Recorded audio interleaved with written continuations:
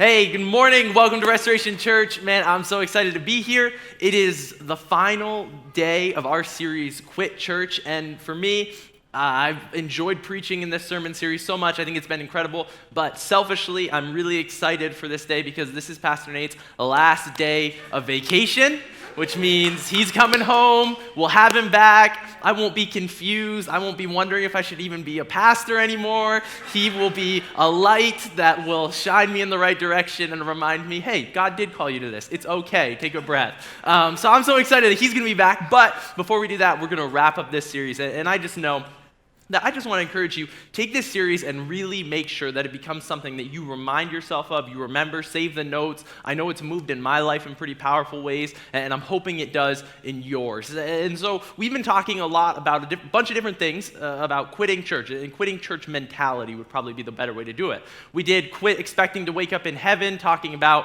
how no church is perfect, and we shouldn't expect any church to ever be perfect. We talked about quit throwing your money away, which was about financial responsibility, what God wants to do in your life with finances. We did quit expecting people to show up, and it talked about our role in this awesome thing called the church with God and how we have a responsibility to partner with God to invite people. And today, we're going to go through quit your church friends. And what does this mean?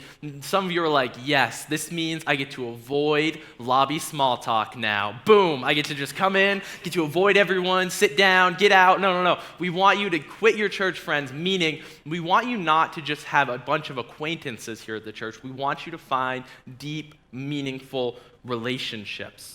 So quit your church friends. And so before we get into this, there's a word I want to teach some of you. And if you've been a Christian for 30 years, you've definitely heard this word. If you're new to the church, that's okay. I'm going to teach you what it means today. And even some of the Christians in this room who have been following God for a long time, man, when we unpack and understand what this word means, it's going to give you a deeper understanding and appreciation for it. So this word that I'm going to be teaching you about is a word called fellowship. Fellowship. And this is a word that you don't hear often outside of the church. And it's got a huge meaning that I think is underplayed. And so it means a lot more than just a group of people who decided to throw a ring into Mordor. It's much more than that. Funny, those of you who actually like Lord of the Rings, I appreciate you loving my joke. Side note, when I was typing this in Google Docs, I typed fellowship is more than just a group of people who went to throw a ring in Mordor. And I said a ring. And Google Docs put a little squiggle under it. And I was like, what the heck is going on? And I clicked it to see why it was wrong, and it said the ring. And I was like, oh man, I just got schooled in my Tolkien lore by Google Docs.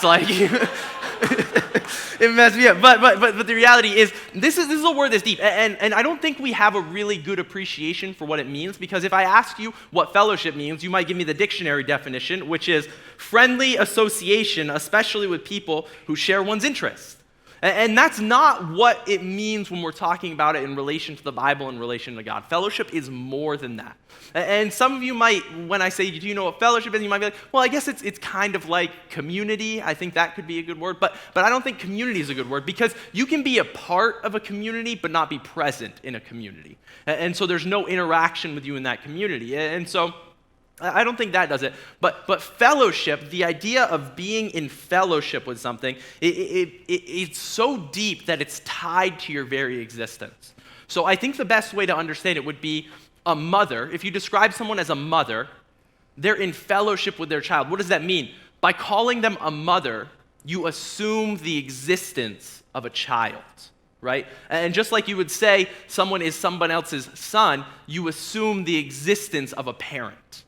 Neither can exist. I can't call someone who doesn't have children a mother, or I can't call someone who doesn't have parents a son. Even though that doesn't even work. If you think about it that way, what do you mean? Everyone has parents, so everyone is a son. But the reality is their interaction and their existence and their identity are tied to one another. And it's something deeper than that. And so when we talk about fellowship throughout this sermon and in these next few minutes, we need to think of it with that mentality. Something so deep, your very identity and existence is tied into it. And so that's kind of what we're going to talk about. And so when we get into this idea of quit your church friends, this is where it becomes important. And so why is this idea of fellowship so important? Well, this is where we're going to read a Bible verse that I think is just underappreciated at how deep the statement is. And it's in Genesis 2:18, and it says this. It says, "It is not good," Genesis 2:18, "it is not good that man be alone. It is not good that man be alone." So it says, "Then the Lord God said, it is not good for the man to be alone. I will make a helper who is just right for him. It is not good for man to be alone." And so this is kind of in the creation story that the Bible is telling. They're telling a story about what happened in the very beginning, how God saw fit to make the world. And one of the things he says about Adam, the first man, is it's not good for him to be alone. And I think this is a statement that kind of gets brushed over, but it's so important because it defines the center of who we are as humans. And one of the things that happens in this story is God says everything is good. Everything is good. He constantly talks about nature being good, about the animals being good, about his creation being good, the stars, the sun, the moon. Everything is good. The only thing he describes as not good is man being alone. And so how mind-blowing is it? And I think it's just so incredible that depending on what scholars you look at, this statement was written between 3,500 and 4,000 years ago. That 4,000 years ago, a man sat there and understood so deeply the intimacy and the necessity of us to be in relationship to one another that he put it in a story and said, even God is saying it's not good for man to be alone. Like, that blows my mind when I think about it. And for us, I think that's an important thing we need to appreciate. And it goes so deep that you see it reflected in nature. And so one of the things that was happening in the 50s and the 60s, when I was in high school and a little bit into college, I was kind of like a psychology nerd. Like, I really enjoyed psychology. And so I took a bunch of psychology classes all through high school. I took a couple in college just because it was really fascinating to me how the human brain works. And psychology in the 50s and 60s was kind of obsessed to an extent with understanding the relationship between parents and children. And most psychologists back then would have probably said, and they had this idea, that parental attachment was developed because parents gave kids food. Right? Some of you who are parents of teenagers are like, that is accurate. You are right.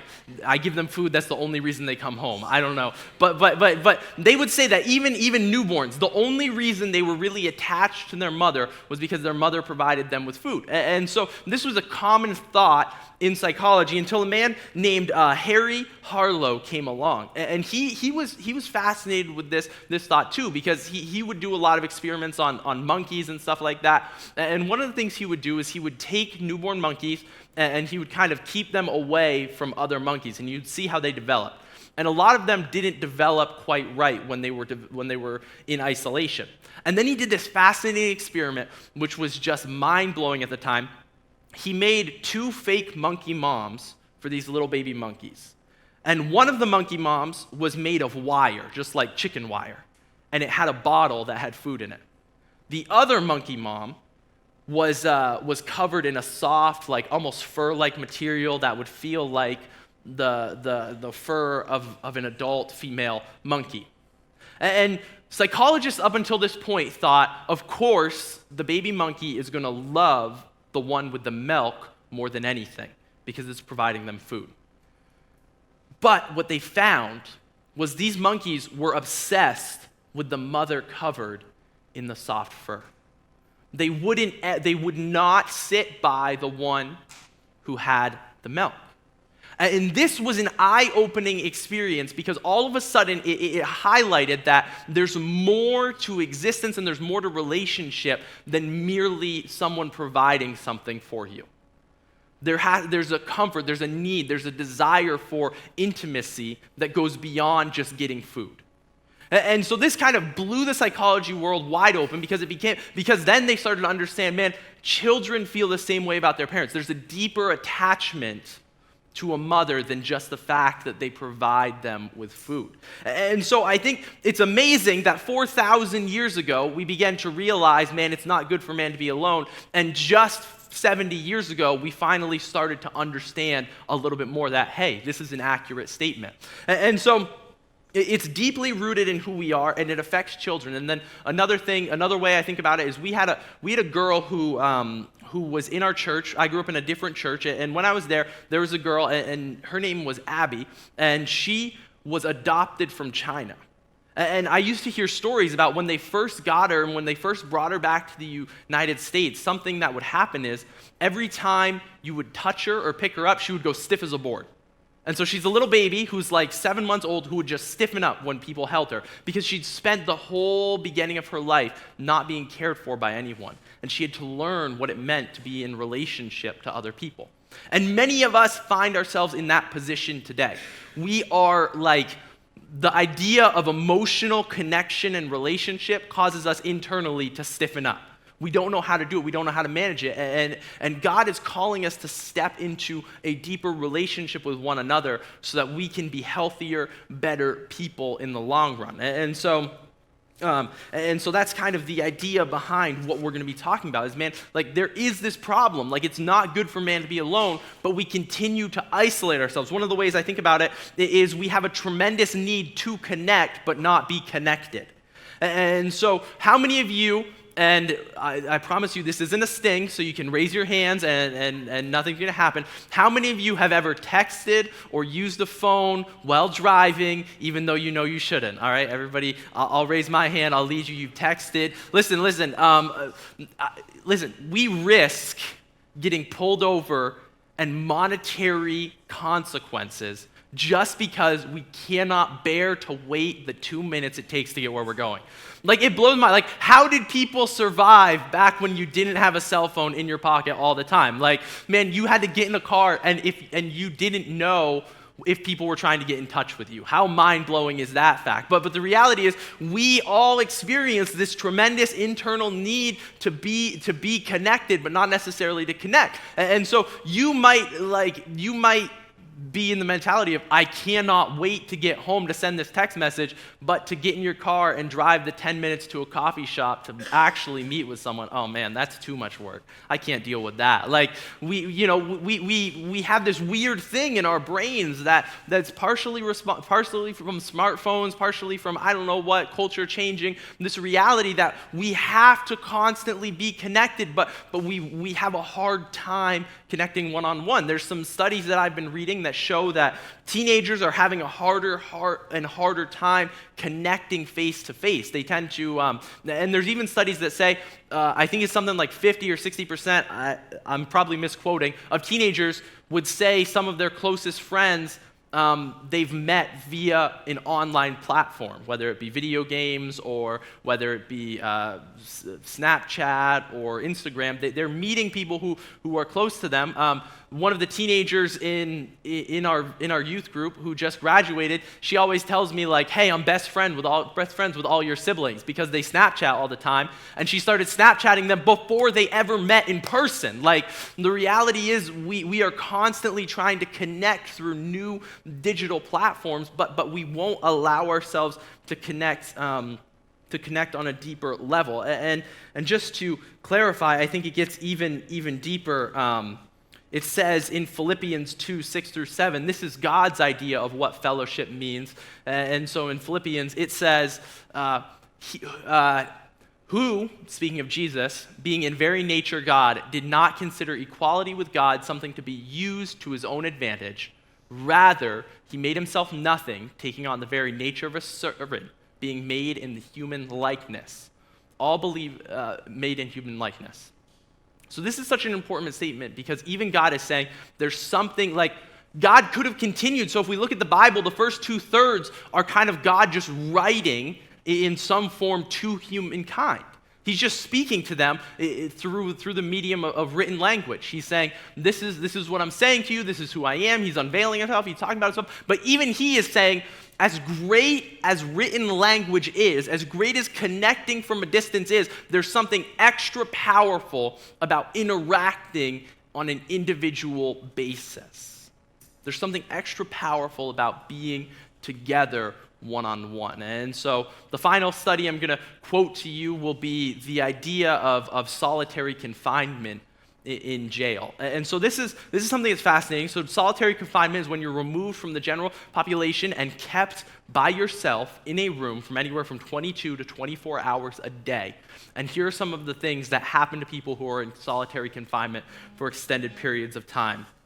They have visual and auditory hallucinations, hypersensitivity to noise and touch, insomnia and paranoia, uncomfortable feelings of rage and fear, distortions of time and perception, increased risk of suicide, and post-traumatic stress disorder. The reality is, and I think I've been hammering on it because it's so important, when man is alone, bad things happen to our soul and our spirit. We begin to break. And luckily, God has given us an avenue to begin to work through that. And the avenue that we're talking about is fellowship within your church. And this can be a hard thing. And so if we take it from the macro level where we talk about all these studies, all these things, like, yeah, this is bad, and start to move it slowly into the personal, man, I'm going to ask you to examine yourself today as to why you have a hard time connecting with people. I'm going to list 3 reasons that might be at the core of what's going on with you. The first one is personalities. And so Chris Sonson in the book Quit Church, he talks about maybe it's your personality. And so he gives us 4 primary personality traits or personality characteristics that kind of generally lump us all into one of these categories. And so these might help you. So this will give you a gauge for maybe evaluating where you're at. They all sound like some sort of horrible disease, so don't feel bad when I read them if you're like, oh man, I don't want to be that one. I sound like I'm phlegm. Like the first one is phlegmatic, all right? You're not the noise someone makes in your throat, but phlegmatic is generally quiet, doesn't like to be the center of attention, seeks and desires peace, easy to get along with, but very few close friends. That might be you. You might be phlegmatic, where you're kind of one of those quieter people, and that's totally fine. One of them might be melancholic. This doesn't mean you're a sad person. Generally, they're more serious, they're more analytical, and can sometimes come across as negative. Tends to be reserved and suspicious in forming relationships. And so some of you might resonate with that. You're like, I have me, and that is it, and you don't really like to let people in. The next one is sanguine, which that sounds like an alcoholic beverage. I'm going to be real. Sanguine. The life of the party. Very social, enjoys being around people, and builds relationships quickly. So that might be you. And and the great thing about sanguine is they know if they're a sanguine because you can't get them to stop talking. The next one is choleric, which sounds like cholera, but is not choleric. Is a natural leader, loves to be in charge, sees the need to network, but doesn't see the need for genuine relationships. So in that list, I think there was one personality that does fellowship well. Out of all 4, there's one, and it's sanguine. All the rest, man, we experience some level of difficulty. And I would list myself, I'm definitely not a sanguine. So all the rest of us, man, we experience difficulty when it comes to sometimes developing relationships. And so this is what I want to encourage you and counter you with today. Man, don't use your personality as an excuse to refuse what God has called you to do. Right? There are things God is going to call you to do that are going to push you outside of your comfort zone. And man, it's going to be hard and it's going to be difficult, but let's trust that He has your best interests in heart. All right, so that's the first one. So that might be your problem. And so, man, together today, we're going to make a commitment to each other not to allow our personalities to be an excuse. So all you sanguines, it's your responsibility to make us get out of our comfort zone. All of you melancholics, it's your job to remind us that it can't be a party 24/7. All you phlegmatics, you got to remind us that, hey, we need, as great as it is to have a wide circle, man, you've got to have a close few at the same time. And all of you cholerics, man, it's time that you go from beyond networking to genuine relationship. All right? So let's move beyond our personalities and do what God has called us to do. The next thing that we have that can kind of be, and this is a huge hindrance, and this is just as hard, is a painful past. A painful past that prevents us from connecting what God wants us to. And so this could be a painful past that was brought on by an ex-spouse, by a broken relationship, by a rough relationship with your parents, friends who have betrayed you, or even maybe a church that has hurt you in the past. So for those of you, I don't know what your church background is, if that's the reason you haven't plugged into church again, man, let me take in this moment a second to apologize for the way the church treated you that pushed you to where you are. You didn't deserve that. You deserve better than that. But God has more for you if you would open up again and be a part of what he's calling you into. Man, I don't know where you're at, but you might have a painful past that's preventing you from having genuine relationship with those around you. And let me promise you that God promises that your future can be brighter than what you came from. The way the Bible describes it says, when the old is gone, the new is come. It's time to let go. And the phrase that I walked out of here thinking, or I kind of came up with, or I read that really helped me understand is, you cannot let the pain of your past rob you of the blessings of your future. Man, there's something more in front of you, and there's a painful past you have to heal from. And I understand. But like I said, it's time for us to move beyond our personality, move beyond our past pains into what God has for us, because the future before us is brighter than what's behind. All right? So those are two of the big ones. And then the third problem that we tend to have, and this is a hard one for us today, is, man, I am too busy. I'm too busy. And I get it. I am so busy all the time, I feel insane. I think probably last week, my wife and I saw each other for 10 minutes in passing, just with the way our schedules moved together. And I was like, that's supposed to be the closest relationship in my life, and I barely got to see her. The closest we got this week was we worked on our garden for like 9 hours yesterday so we can get our security deposit back. Amen? That's the closest we had to like a date night this past week. And so this is going to be something you fight all the time. And this partially comes from our culture that has a connection problem. Like, we're go, and we can't take a break. But today I want to challenge you. When it comes to church and when it comes to God, man, it's time for you to start saying no to some good things so that you can say yes to the best things. All right? God has something in store for you, and it's going to require you to give up things that are good, because you need to pursue not what is good, but what is best.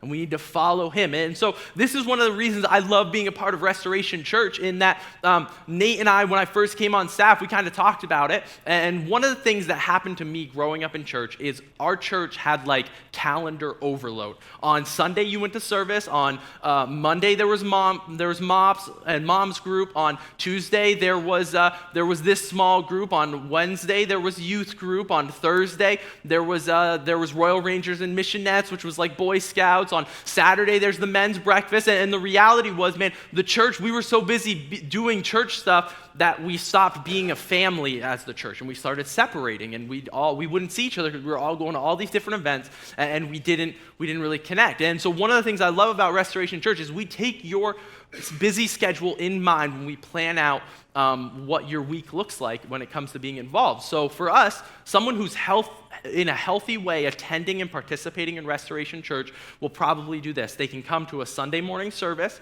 and they'll be serving.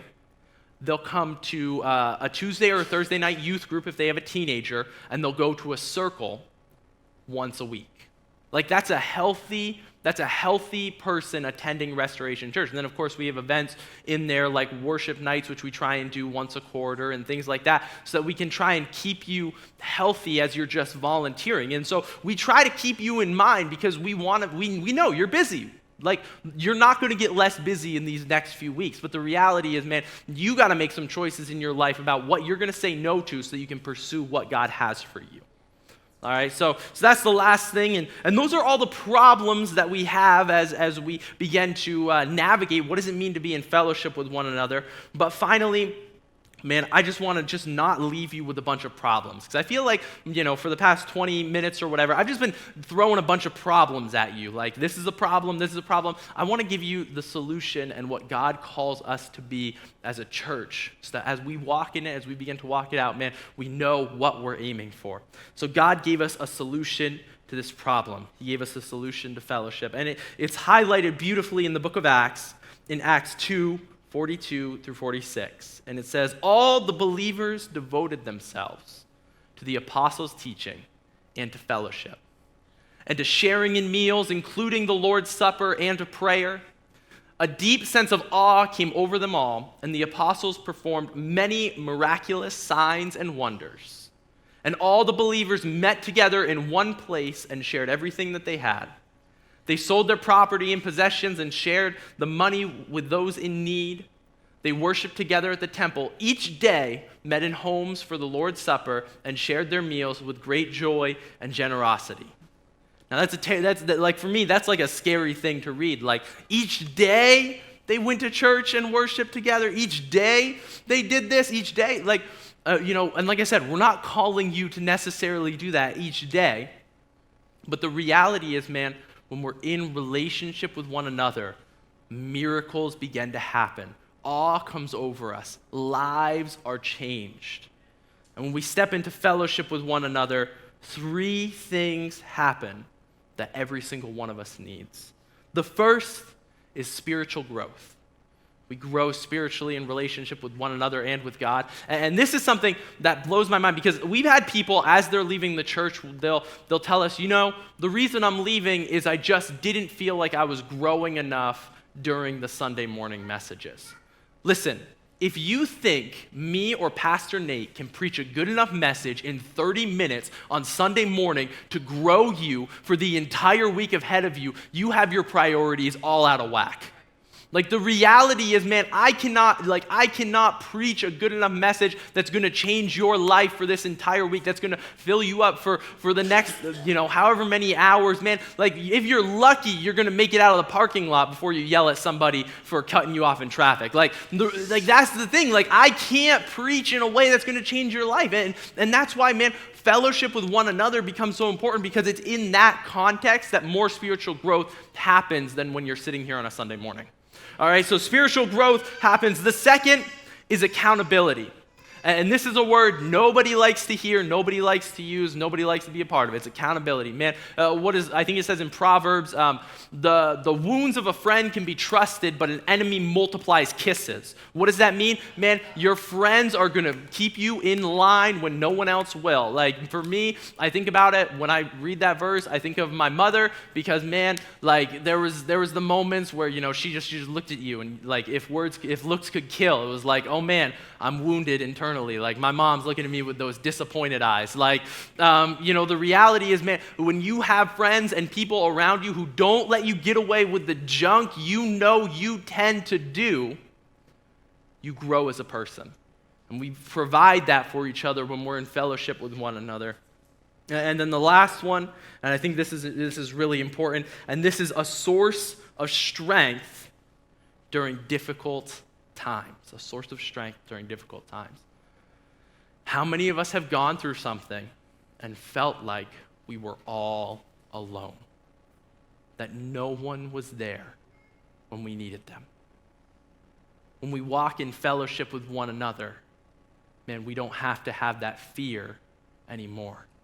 Because even when we believe it to be true, the actions of those around us prove it false. And as the band comes up and we conclude, I just want to encourage you, man, we have an awesome church that really wants us to walk in a healthy fellowship with one another. And I think it fits perfectly that we're about to enter into the next semester of Circles, because that's how we as a church have said when we walk together in fellowship with one another, we do it through Circles, which is our small group ministry. And we're about to have our circle fair in the next few weeks. We're about to take a step towards the next semester, and you're going to learn a lot of stuff in your circles. But my heart isn't that you just learn a bunch of things about the Bible in your circle. My heart is you find friends who take care of you, grow you spiritually, hold you accountable, and man, are there for you in the midst of tragedy. Man, we as a church, we have to take steps to say, you know what? I'm going to walk in relationship to those around me. I'm going to quit my church friends. I'm not going to walk in the lobby, not say hi to everybody, but man, every time I walk into the lobby, I'm so excited because it's who do I get to see this week that I've missed? Who do I get to spend more time with? And so as we take these steps as a church, I want you to walk away with one challenge on your heart this week. And I want that challenge to be take a relationship deeper this week. What does that mean? It means you're going to ask an acquaintance out for coffee. It means you're going to take a moment and spend it with a family member. For me, I think probably my relationship is going to be, hey, I better take my wife on a date this week because otherwise I'm going to be in trouble. But this week, we're going to take a relationship deeper somehow, some way, somewhere with someone because God hasn't called us to be alone. It's not good for man to be alone. A statement that's echoed and resonated in the hearts of people for 4,000 years. Today, we're going to start to address that problem. We're going to start to walk and say, you know what? I'm going to take someone deeper. Man, I'm going to help someone that I know is close to me that needs help. I'm going to worry about my family. I'm going to worry about my friends. Somehow take a relationship deeper and then prepare for when circle signups start. Because man, you need to be in fellowship. You'll drift away. You'll become an attender. You'll leave the church. And I don't want that for you. Because what God has here and what God has for you is so much more than you can ever imagine, and I want to see you walk in that. And it's going to be awkward. You're going to go to someone's house maybe you've never met before. You're going to meet a bunch of people you don't know. And it's going to be scary for those of you who don't like to have wide circles. It's going to be scary because some of you who only like to network, you're going to have to talk about hard topics. It's going to be hard for some of you because you're going to have to walk in and overcome suspicion, and you're going to have to do that. Some of you, you're going to have to stop talking for 5 minutes. It's going to be really, really hard. But God has something for you if you walk in fellowship with those around you. So this week, can we make a commitment to take a relationship deeper and to prepare to walk in fellowship with one another?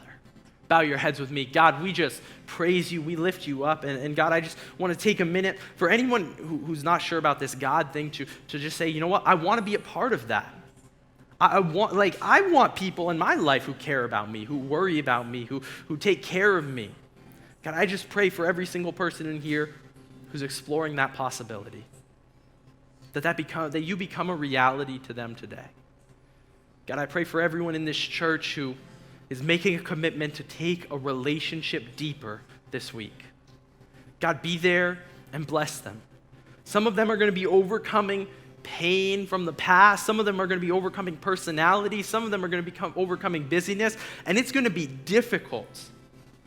But we know that when we trust in you, we step into something better than we could ever imagine. God, I pray for everyone in here this week that they don't just attend church, but they walk in fellowship with one another. So close that, man, our identities are tied to who we know and to who you are. God, we lift you up. We praise you. In your name we say, amen.